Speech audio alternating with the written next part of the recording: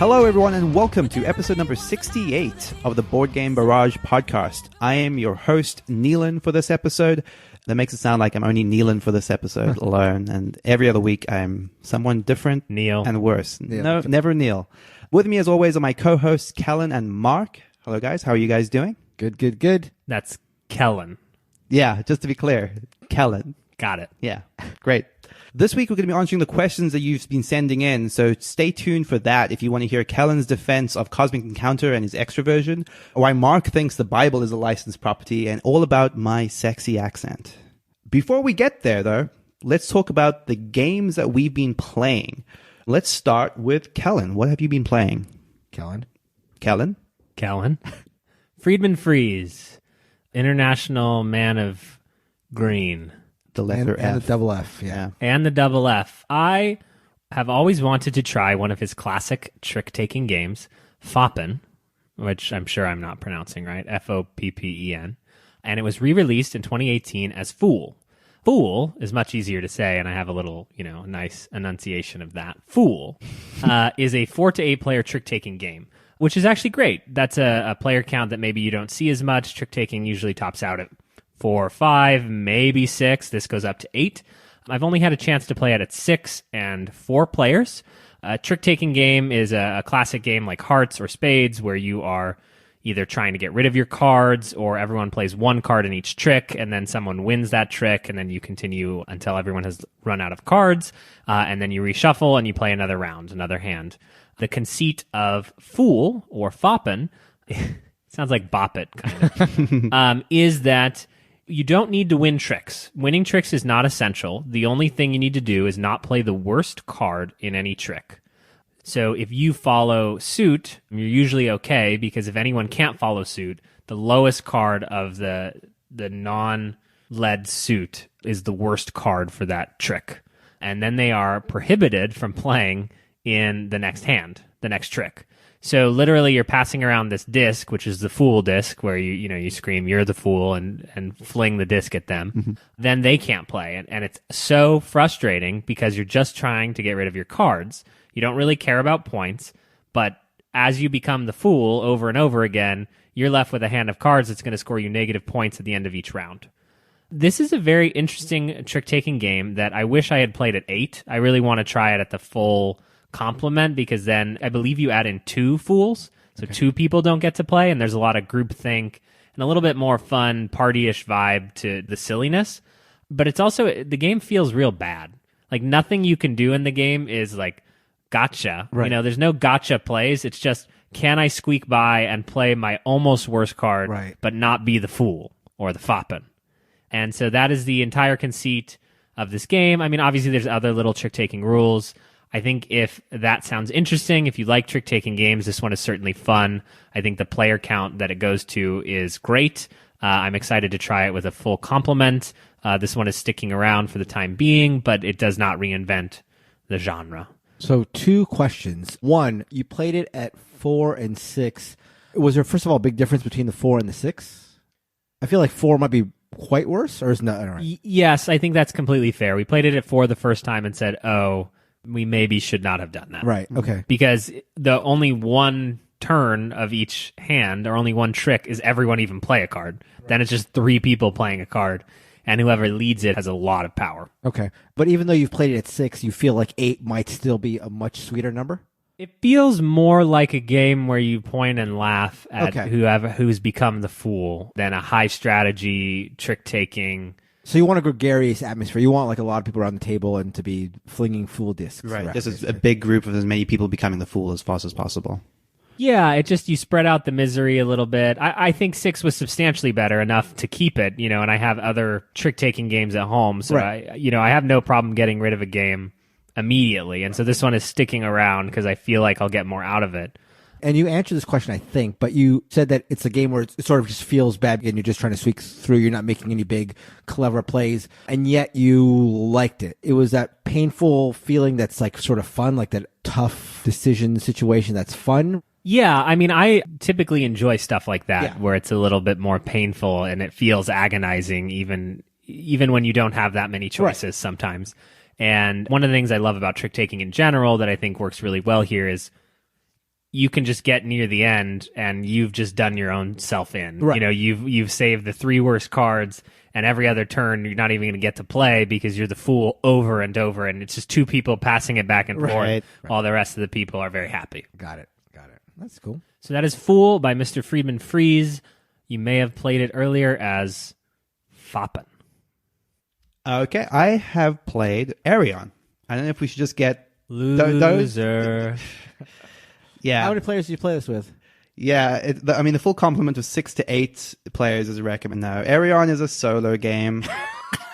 I'm just not going to belay the point You have no anymore. friends. Yeah. Okay. Fine. Wow. Mark, of all people, I expected this from Kellen. It actually does go to 2, which is actually the worst part. So I couldn't sort of cobble together one single friend to play this with me. So Arion is the latest game in, I guess, what they're now calling the Oniverse, which is the same universe, and I say this with quotes, as Onirim. Are there any other games? Yeah. Yeah, Castilian. There's like Sylvian. yeah, there's a couple. So the designer is Shadi Torby, and if you've played Onirim and other games, It's an anagram for Neelan. the designer is Shadi Torby, and if you play other games like Onirim in this type, you'll know what's distinctive about them is they have a very distinctive look. Like they're all these sort of hand-drawn watercolor cards. They're beautiful to look at. They always have these very sort of consistent, beautiful art styles to them. Onirim has this mostly black and shadow with sort of hints of color in.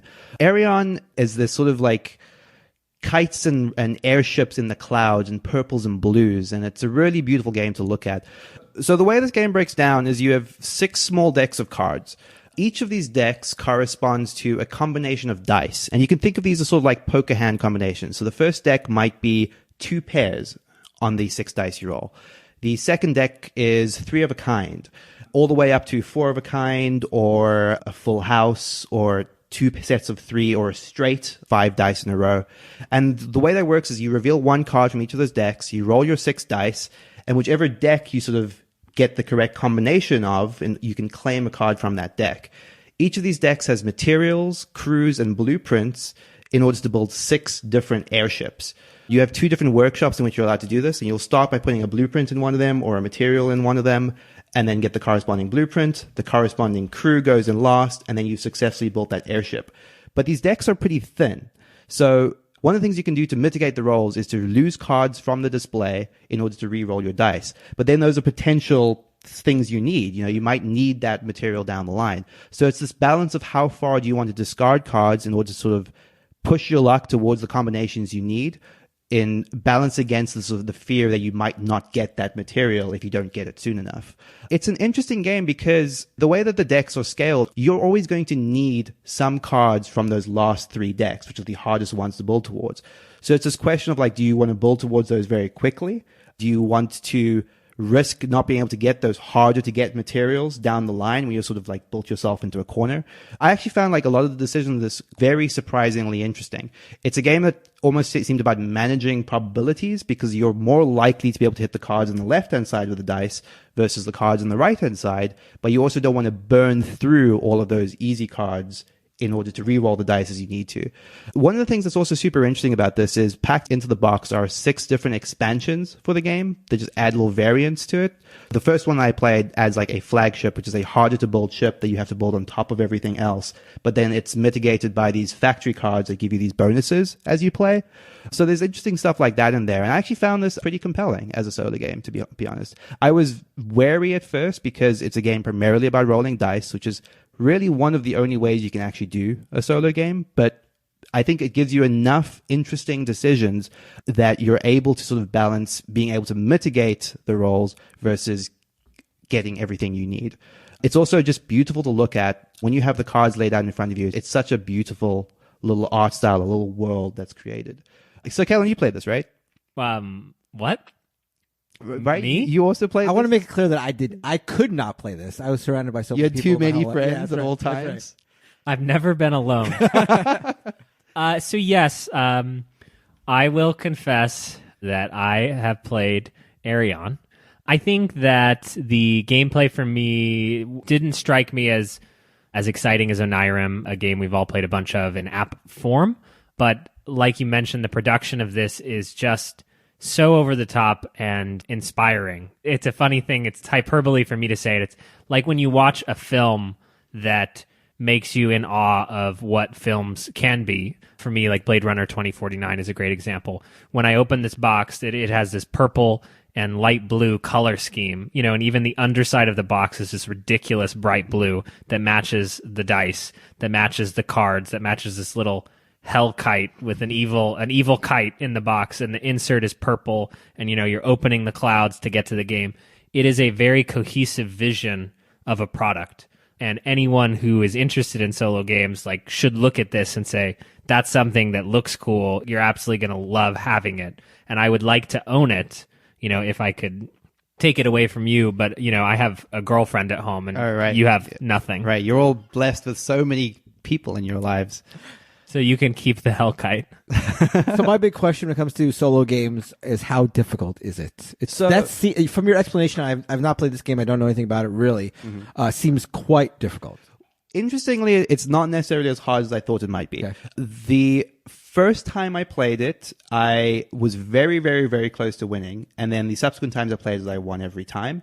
But a lot of that is, there are ways to sort of layer on the difficulty. So there are 3 little tokens that are just gimmies. That are just like, okay, discard one of these tokens and set the die to any face. I see. Which are obviously extremely helpful get out of jail free cards. And then at the end of the rules, it just says, hey, start removing some of these as you're getting better at the game. I think optimally it's balanced for not having any of those would be my guess. It's hard to say. And I think as you sort of layer on the expansions, I would assume that there's some sort of difficulty curve to it. I'm not entirely sure. And the expansions are in the game. The expansions are included. Yeah, exactly. And that's cool too, actually. I'm just leafing through the rule book right now. Every expansion, every module, I think is probably a better word to say it, has an increasing the difficulty section for how you can make even that module harder. Right. Which is kind of cool. There's a lot of options in here, a lot to explore.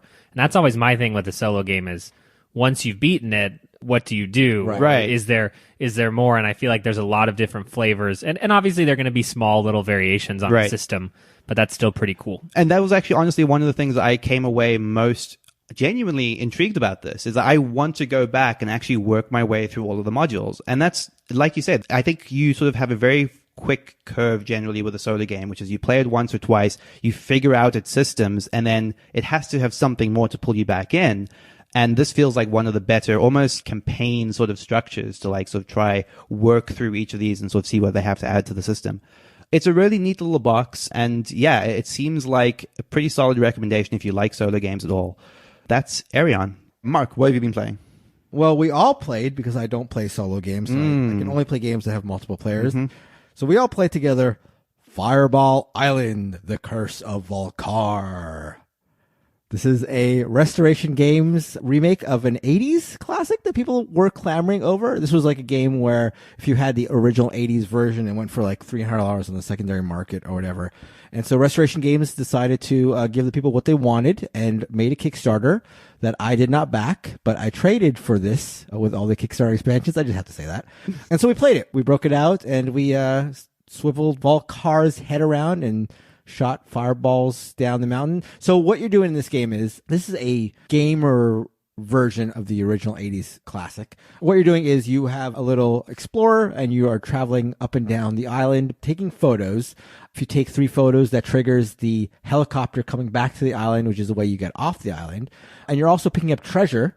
And if you're lucky, you can pick up the gem that belongs to Volcar, the grand gem that's at the top of the island. But on your voyages to get the gem and pick up these treasures and do all this kind of stuff, you and your opponents are triggering fireballs that can come through from various parts of the island or through the head of Volcar himself, which is a little head that swivels along the top of the island, and you can fire fireballs down. And if you guys get knocked over, you lose treasure, or you can get knocked down from where you are and travel all the way down to the end of the island, and you have to reassess where you are and go from there. You can also, when somebody picks up the jewel of Volcar, if you run past them, you steal it from them. Yeah, the way you're doing this is you're using a card-driven game, so you have a hand of 2 cards, you play one of them, it tells you how many spaces you can go and any effects that it has. I guess it's intended to sort of mitigate the silliness and actually make it a proper game. What did you guys think of Fireball Island, The Curse of Volcar? This is a really weird game to even talk about for me because I feel like the value of this, right, is you had this game as a child, right? It's pure nostalgia. I would hope that the value of this is purely nostalgia, which if you don't have, and to be clear, I don't, this game is not a game I remember being available in South Africa. It's not a game I even remember hearing about until they were... What did you guys have? You had Hanging Louie or Hanging Tommy? Hang on Harvey, like actual real classics. Hang on Harvey versus Fireball Island. Yeah, Fireball Island did not feature, but it's not a very good game. Oh, Mark. You're admitting you don't have nostalgia. I thought you were admitting you had no children. Wait, what? Never mind. Because you're like, if you have children, children, or that, yeah, and then that's the which thing, you don't. which I don't. Well, to be clear, I don't have any children that he knows of. that I'm aware of. And the thing is, it probably has value as a family game. Yeah, I guess that's the avenue that is worth considering. But it's certainly not something I could wholeheartedly recommend. I wonder if it has value as a family game because know. in making it gamery, I think they've made it like not inaccessible maybe, but like more difficult to sell for like the really younger sort of kids. Which I guess maybe you don't even play it that way with really young kids. You just fire. Right, totally. And the thing is, I mean, it's unmistakably fun to roll the marbles down the hill and knock people over. There's a little bit of a cheer where you're sort of like trying to hit someone. That's funny. Yeah. But I've got to imagine there are better family games that don't cost $100 on Kickstarter. Right. I don't know. It's such a interesting 3D production, that you set up and then put all the trees in. It honestly took like 10 minutes of us all doing a different job. I was on where do the fireballs go? Yeah, I was on palm tree duty.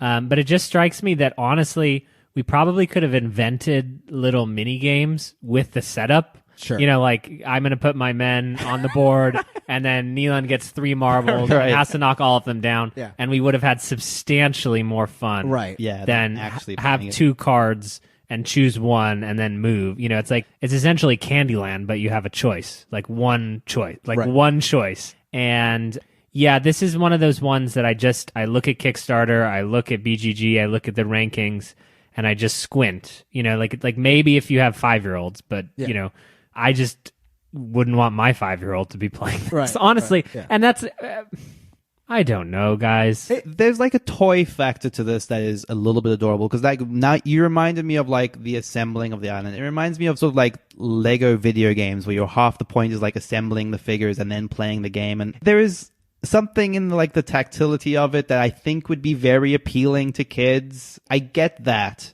But I still think that if you wanted to try get your kids into board games, there are better options. Better, cheaper options. Certainly the highlights of the games were when somebody had the opportunity to flick a fireball and there was somebody that was sort of out of reach, but maybe you could hit. Right. So you had to like try to figure out the best way to finesse the fireball. I will also say I traded 4, but we did not play with the expansions. So Ooh. that may unlock That might, whole, yeah. There's like a bees expansion. Right. Think about that. You got to work through those and then reevaluate. For some reason, I'm just imagining that Neelan had to buy like the 5-pack retailer pledge to mail to all his children across the world.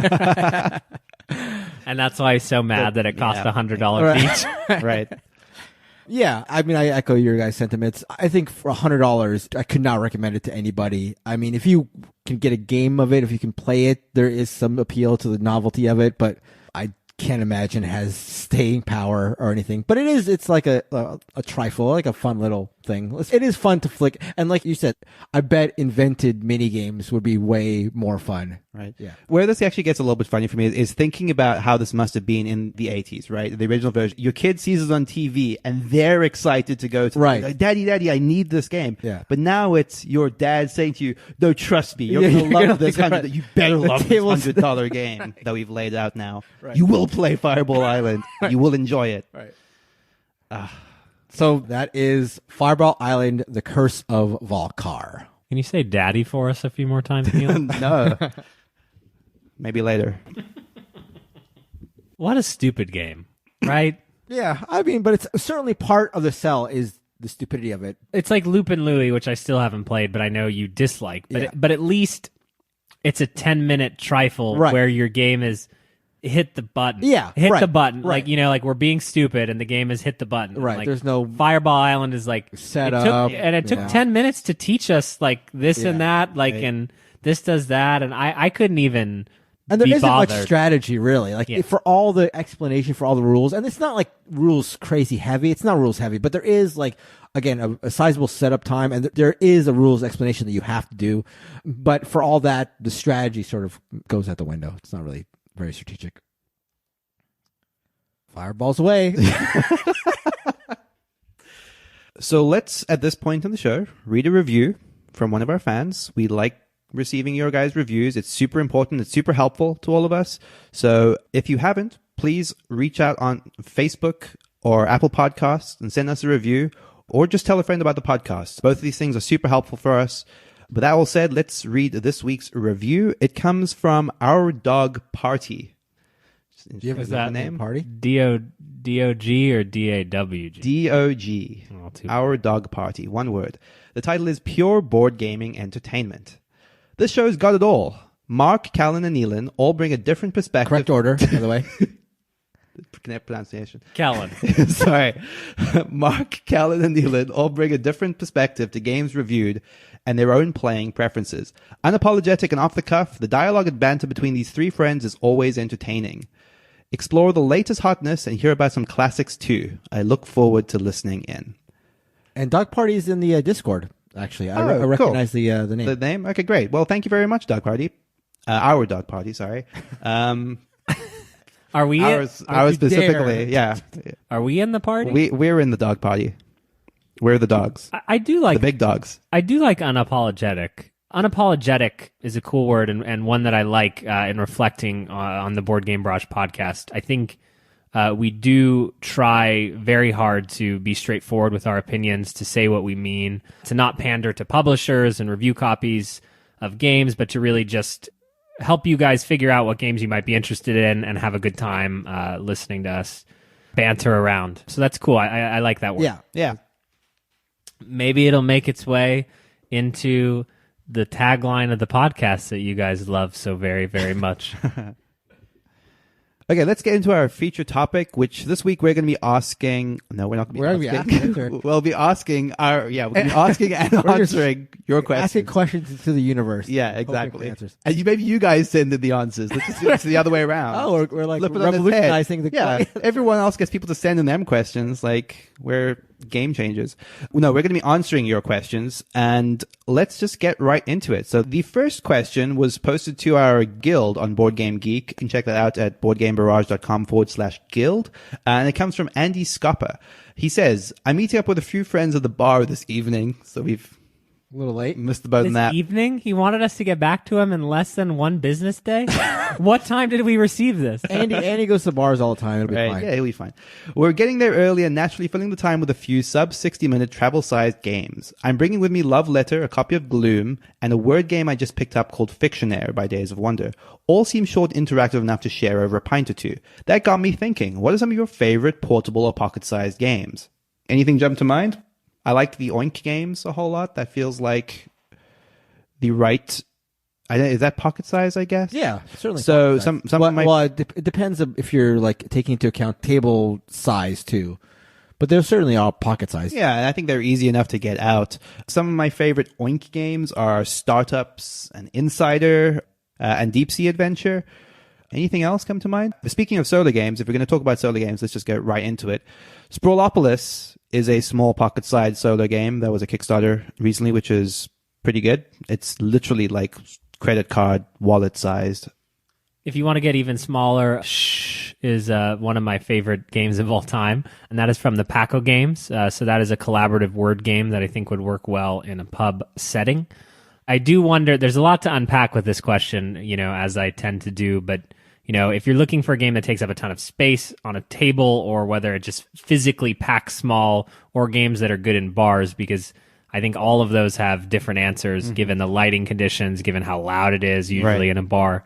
Because even our favorite games, all three of our number one games, Innovation, Biblios, and Resistance, are very, very small and would be great for traveling in the right context. But Innovation is a huge table hog, so I would not recommend it in a bar. Resistance, you need a specific group, but could maybe get a game going in a bar if everyone knew what they were doing. And Biblios, no one should play ever. So. And A game that I have played at a bar, No Thanks, it's basically a deck of cards and some chips. You can even use, I've used pennies before when I didn't have the chips. Like I said, like the way you frame it is super interesting because Skull jumps to mind, which is not exactly a small box game, but is perfect and just like very simple components, easy to break out in sort of any setting. Yeah, and you can even sort of do a makeshift skull with the coasters you would find at a bar. Totally, yeah. Another game that I like in a sort of setting like that, it depends again if you can hear each other talk, but Anomia is like a sort of a crazy shouty game that I can see myself playing at a bar. Fuji Flush would work, The Mind would work, or the game if it wasn't loud at the bar. But in terms of traveling, these are decks of cards that you could put in a bigger box and take 10 decks of cards. Yeah. So it's almost like what games fit. Oh, Illusion would be good as well. Yeah, Illusion would be great. Yeah. Great bar top game. I think that covers it more or less. Yeah, I think a lot of our favorite games do fit into a category like this Yeah. for their versatility. And the only bad thing is when you can't find them at your apartment because they're hidden by pounds of Cthulhu Wars. Or the 33 pounds of God's War that you're getting. You're spoiling the upcoming one I'm looking forward to, Mark. Okay. Oh, okay. Do we have to record that first every time? Okay, let's go on to our second question. The question comes from Steven. They say, hey guys, huge fan of the show. Just discovered it about 2 weeks ago and binged everything. There's a topic I would love to hear you all talk about. I've noticed that Cosmic Encounter is beloved among several prominent board game reviewers, and while it's a popular and highly ranked game in general, it seems that reviewers in particular have a strong affinity for this game.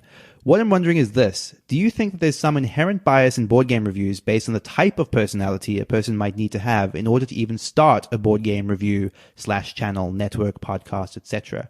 I feel like there's often a big disconnect between a large portion of the board game community and reviewers because there's a large crowd of introverts who play 90% two-player games and can't get the hot new multiplayer asymmetric game to the table. Well, Stephen, first I want to thank you for calling me prominent. This is a very interesting question, and I think there's a lot of answers to it, but I would wager that the answer is yes. My short answer is yes, personally. I think that there are these vast trends that come and go in board gaming. You may have seen that right now roll and write games are the hottest trend of all time, of 2019, of 2018, and it doesn't seem to be slowing down. And when you take someone like me who loves a game like Cosmic Encounter, I would say to you, well, Yahtzee was invented a long time ago. And what I would say is that people get passionate about board gaming and then start a channel. So perhaps more interactive, more confrontational games were popular 5 to 10 years ago. And I'm not saying that that's exactly the timeline that's happened. And then someone starts a channel. By the time they're prominent enough that you're aware of them, suddenly the winds have shifted in what people are interested in playing. Things kind of ebb and flow as they go. But that's perhaps a silly side tangential answer. But I do think there is some gumption, some externalness, some extroversion necessary. I think in some ways, something like Board Game Barrage works for people who won't get to play Rising Sun because they get to hear about it, and maybe they'll only get to play it one time at a convention 2 years from now, but they actually still enjoy hearing about that experience. Like, a lot of people don't have the groups to play with, even if they wanted to. So some of the stuff that becomes more prominent or more popular is the stuff that gives you what you don't get at home. Right. I thought about this a lot, especially with regards to the reaction to Blood in the Clock Tower, which was a game that was sort of getting traction among, I feel like I was hearing about podcasters and famously Shut Up and Sit Down sort of had a lot to say about it. But a lot of people sort of looked at that experience and were instantly very sort of dismissive of it based on presumably their tastes in games and what they've enjoyed playing. And there does seem to be a big disconnect between the majority of people that are playing games and the games that are increasingly popular, like these heavier Euro games, less interactive games, and what some of these outlets will promote as the next biggest thing. And that's not to sort of say anything bad about either side, right? It does just seem like there are perhaps certain personalities that lend themselves more towards the performance of what being in this space requires and sort of more active social games. I don't know if that's necessarily a bad thing. I think hopefully you would see people that would be willing to engage with both types of games and able to sort of talk about them with the same level of enthusiasm. Yeah, I wonder, to answer your question quickly, as Kellen did, I would also agree that the answer is yes. I think people who are taken the time and have the inclination to run a board game website or a podcast are probably the ones more likely to want these games that foster and reward interactivity and larger player counts. But I wonder if that 90% figure, because that's one of the things that's jumped out at me when you read the question, the idea that 90% of people are basically playing 2-player games. Because there seems to be, if you look at the games that are the hottest on BGG, they are these highly interactive games, they are these games like Terraforming Mars or Scythe. These are larger games. And I don't know if that means they're just looking at them and talking about them, but not necessarily playing them, or if they are playing them. Like, I wonder, I'm genuinely curious, this is like out of a lack of knowledge on my part. Like, I wonder if the majority of people are just playing these smaller count games. That part notwithstanding, again, to sort of echo something that Kellen mentioned, I understand the desire to maybe listen to people talk about something that maybe you're not going to get the chance to play, even though you might be interested, or forming your level of interest based on what they say, even though you don't have a realistic chance of playing it anytime soon. Because in my own life, despite the fact that I have not played like a video game seriously in 10 years, I do like to listen to video game podcasts and just sort of keep a finger on the pulse, just because it's something that I'm interested in. And every once in a while, when a friend of mine is talking about a video game or playing a video game, or I see something on Steam, even though I never use Steam, it's something that I like to be connected in, and it is something that I enjoy being a part of, even from this very distant, peripheral sort of manner. Right. Yeah. As pertains to us specifically, I feel like the games that we're typically playing together and are more enthusiastic to talk about on the air are the ones that are the fighty games, where all three of us are sort of there at the table getting in each other's face.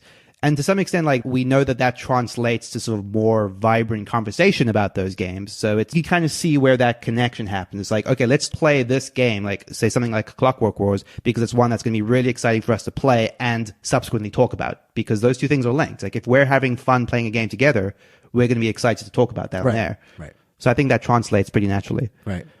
I do think there's an underlying tone that maybe Cosmic Encounter is only good if you're social, or maybe isn't a good game. And I would say that that's definitely not the case. Cosmic Encounter is quite unique in the space and does something that nothing else can do. So that's my defense of Cosmic. But even us, what makes Board Game Barrage tick is that we all really do, at the end of the day, have strong differences in our opinions of what makes good board games. And yet we're friends enough that we can talk about it on the air. I think sometimes, if we want to get specific, I think Neelan, is like the little baby bird that we protect so that he can come out of his shell and give his one-player only opinion. Oh, wow. Okay, great. Thank you for your protection. You're very welcome. Our next question comes from Sogeki Dan from our Discord. They say, hello, first-time question, short-time listener. What are some tips and stuff to look out for when going to your first major board game convention? How do I stop myself from buying games I don't really need? And how can I go about approaching tables looking for players? And he says, thanks and go Team Green, which doesn't make any sense. Love it. That's the way to do it. That's the way to get read on this program. Reference any one of the tanks, and I'll be sure to read your thing. Guaranteed to not get cut. Yeah, that's true. Green tank. That's true. Yeah, I think straight off the bat, I would say my biggest thing is save yourself a bunch of time just to sort of walk around. There are normally libraries that will have the newest games. At Gen Con, this is specifically called the Hot Games Room. And this is pretty typical, where you'll have one venue where the publishers are typically putting their newer games are available for walking up to, grabbing a table, grabbing a game, and just playing it. And that's normally my highlight of the convention, is just sort of sitting down with friends and playing games. I have not traditionally been that successful at sort of walking up to groups and getting games going, so I recommend going with friends if you can. But otherwise, if you're willing to do it, I think mostly the idea is people are generally receptive to the idea of, hey, if I'm looking to play a game, we're looking to get people in. A lot of conventions will have something where you can put a little stand up on the table you're in saying looking for a player or something like that. I would also echo what you're saying about, if you want to play the newest games, play them in the game library and resist the urge to buy them. I mean, obviously I'm going to tell you that you can wait and then trade for them. You knew I was going to say that. But what I'll say is just look at the last Gen Con and look at the games that were going, like, we're selling out immediately for like Nyctophobia. That's the game I was thinking of, because I literally, so Nyctophobia was like a couple hours and it sold out at the last Gen Con. And what was the price? Like $40. Yeah, something like that. Today I saw it at Target for $8. So like, And I still wouldn't buy it. no, and I did not, even though I love trading games and I'll buy anything for fodder. The hottest games now can sputter out. So, I mean, I'm not saying don't buy a new game, but try it at the game library. And if you love it, then go ahead and give it a shot to grab it. But if you're willing to wait a couple months, you'll be able to get it at a much more reasonable cost and you won't have missed that much. So most conventions now have different groups of people who are trying to organize games, whether that's on Discord, whether that's on Reddit, whether that's on Twitter. You know, I know for us, for Gen Con and Shucks, I imagine we'll be trying to get people to organize games with us through our own Discord. So that's a good way. You have to put yourself out there less if you're trying on your phone. I know that's not the best way to solve being extroverted, but it does help and it does work. And we've gotten good pickup games going in that way at Gen Cons in years past. What I will say for me, one of the things I always try to do is look at the event guide or look at the program guide and find one thing, maybe one thing per day that you say, like, that's the thing. You know, if I get to try Gugong at Gen Con, that will have been a successful day. And then you either sign up for that event in order to ensure it happens or just do whatever it takes to make that happen and then be flexible around that event. I think a lot of the most fun times are just random conversations that you get into or things you stumble upon, but you do want to leave the convention saying, yeah, I got through the things I wanted. I hit this, I hit that. You know, for me, I'm already starting to make that list for this upcoming Gen Con. You know, if I can get a sneak peek at the new revision of Dune, it will be a successful Gen Con for me. And so making that kind of going in will help you be less stressed once you hit those points. It's actually how I do most vacations as well. Allow for flexibility, but pick the events, pick the things that are must-dos, and just figure out how to make it happen before you go. Something that's a little bit more specific, and this might actually be even more specific to like some of the bigger conventions, like a Gen Con, like a Shucks, but mega games are something that you can't do outside of the context of a convention typically, and they're worth trying at least once. They're super unique. Yeah. Another way around trying out games, you know, if you're not there with a larger group, you know, when you're looking at scheduled events, a lot of conventions will have events where people are teaching a game. Like I know Strategicon even, which is a, you know, mid-size convention, has quite a few events scheduled for people who are just teaching games and you know, so that if you go to an event like that, presumably you're not only being taught the game, but you're going to find other people who are looking to play it as well. So if you do a little bit of digging, you can usually find some way to play games you want. Okay. Let's wrap this up with a few quick rapid-fire questions. Next one comes from Dromer. What's the best licensed game? The Bible was licensed. No, that does not count. I think Dr. Finn did not license the Bible. I would have said Battlestar Galactica until the time we played Dune. And now it's got to be Dune. So intrinsically tied to the storyline of Dune. I absolutely love it. I'm so excited for the new edition. Interesting. I was just looking at my top 50 to see if there were any licensed games in there, and there aren't. So I guess all licensed games are terrible. But a couple that do come to mind, XCOM the board game, just off the top of my head, I like a lot, is a licensed game. Uncharted the board game, Nealon.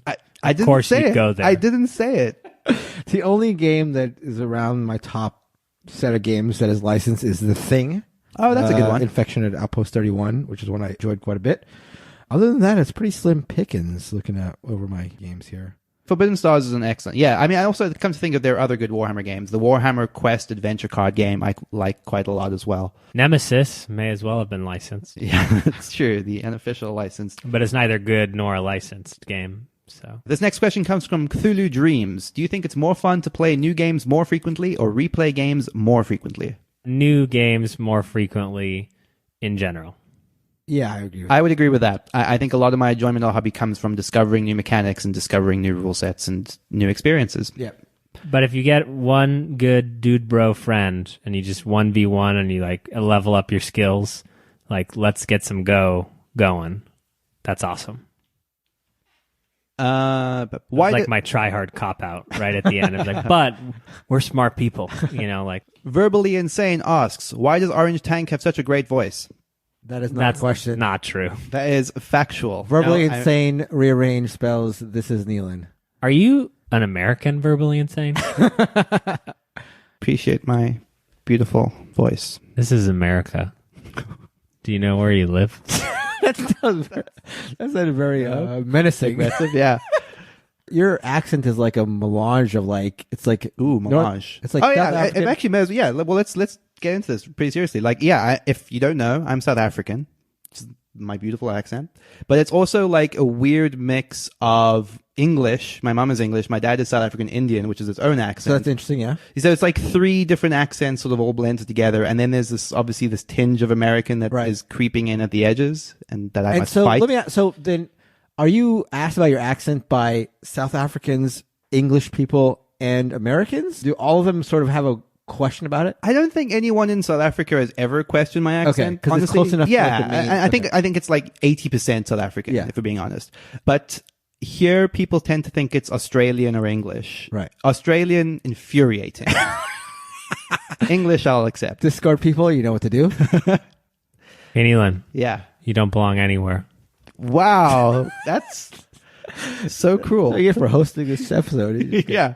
killed. Okay, our last question comes from Carlo. My name's Carlo. I'm from Fluffy Entertainment, and we're pleased to present to you our new game, Furry Girl. It's about furry, contains 19 high-quality levels, 3 fun modes, 2 unique designs, a lot of hot furry girls. We would be very grateful if you make a review on the game. What? Yes or no? That's going to be a no. And that's going to do it for this episode of the Board Game Barrage podcast.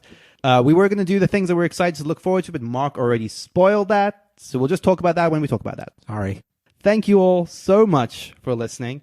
As always, you can reach out to us on our social media. You can hit us up on Facebook, on Twitter, on Discord. That's at boardgamebarrage.com/Discord. You can email us. Please email us all future questions to boardgamebarrage@gmail.com. We'd love to do this again. It's a lot of fun to read your guys' emails and questions, and we love answering them. So please keep doing that. Otherwise, please send your reviews to Apple Podcasts and Facebook. We like reading those out in the show as well. And that's going to do it. Thank you, as always, to Heart Society for our intro and outro music, What's on Your Mind, Kid? You can check them out at heartsocietymusic.com. Goodbye. See ya. Carlo, my address is...